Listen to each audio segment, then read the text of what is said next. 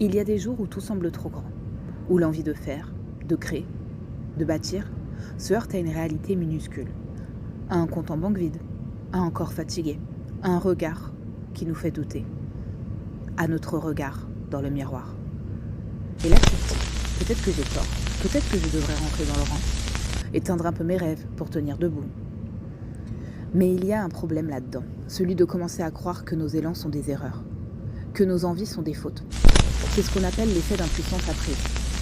Cet effet, il a été décrit par Martin Seligman en 1975. Et il montre que lorsqu'on vit plusieurs échecs répétés, sans issue visible, on finit par croire que toute tentative est inutile, même quand une échappatoire existe. Des études sur des animaux, puis sur des humains, ont montré qu'après un certain seuil de blocage, on ne cherche même plus à se libérer. On s'habitue à l'échec, on s'habitue à ne plus y croire. On laisse tomber avant même d'avoir essayé.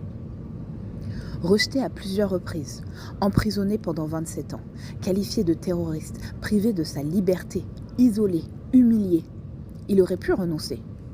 Il aurait pu croire que ses rêves étaient des fautes, mais il a tenu et il a continué. Et cet homme, c'était Nelson Mandela. Cet homme qui nous a permis de croire qu'un peuple pouvait se libérer sans se venger, qui a porté le pardon comme un acte de résistance, qui a montré qu'un homme seul, debout dans l'ombre, pouvait faire tomber un système bâti sur l'humiliation. Il nous a appris que le courage, ce n'est pas l'absence de peur, c'est de continuer malgré elle.